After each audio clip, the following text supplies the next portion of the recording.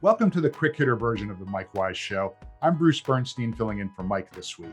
I'm joined by Ashley Nevel, one of the fresh young voices in basketball media and the host of the Ashley Nevel Show.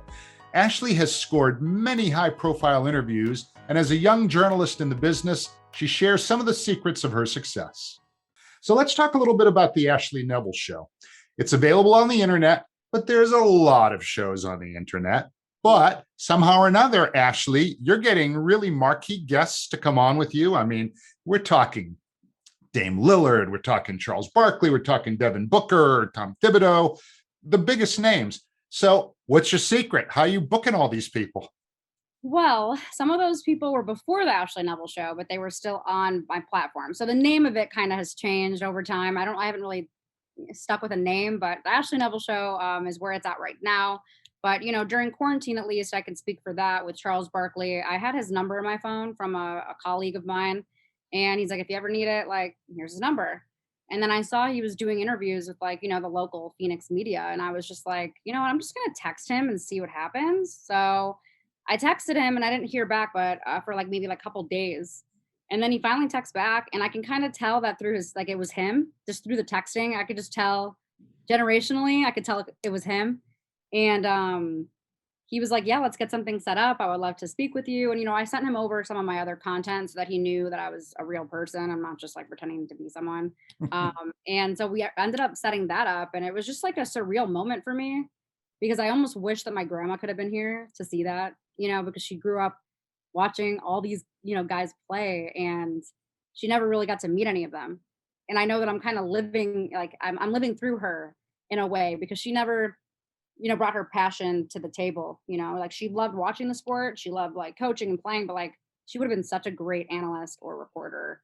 And I feel that I'm kind of doing what she should have been doing. So that was a great interview. And then just over time, I met Dwayne Wade a couple years ago during his last season. He was in town in Phoenix for the last time, and I was just prepared. I think the biggest thing is when you are working in any kind of field, whether or not it's, behind the camera, in front of the camera, whether you're doing an interview, is to always be prepared. So I was always preparing for my interviews. I was like, all right, what are some of these questions that like I want to know? What are questions that may have not been asked before? How can I be different? So when I went there, it was obviously that little a scrum setting. It was after a workout, scrum setting, and I just took over the interview. I'm like, this is my time. Like, I'm just going to keep rattling off questions, and other reporters kind of backed off and just let us kind of have our, moment to just have a conversation. And after that, he was really like, wow, those questions were great. And started following me, and we just kind of kept in touch since then, and now if I wanted to have him for an interview, it took a while to get him to book, excuses, and I have to go through this person. I'm like, no, you don't. Like, you're Dwayne Wade. Like, you don't need to go through anybody. Like, you're not, you don't really have, like, he has an agent, but it's like not like they're controlling him anymore. He's not playing. But it was some things he had to work with, I guess, with TNT.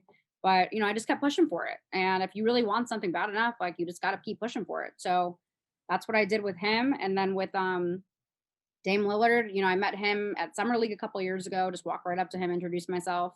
And I was like, hey, can I get an interview? And he doesn't really give interviews at Summer League. And I didn't know that, but I'm just like, you know what? Like, whatever. I mean, the worst they could say is no. That's the thing. The worst someone could say is no. And like, I've had Right. guys say no, like, give me the runaround. I need to ask my, publicist. And I'm just like, well, I can, I just don't like taking that for an answer. I'd rather them just straight up say like, no, I'm not interested. But I'll keep prying at them. I'll keep DMing. I mean, there's a couple of them that I keep bothering, but and like, they read the messages at least, so they know that I'm not going to stop. But it's just being persistent, being very just crafty with your questions, being very precise with the things that you want to ask, and also like being aware of the timing of it too. If you want to hear more from Ashley Nevel and myself, check out the full version of the Mike Wise Show from Pure Hoops Media. You can also check out the video version of the Quick Hitter on the Pure Hoops Media YouTube channel.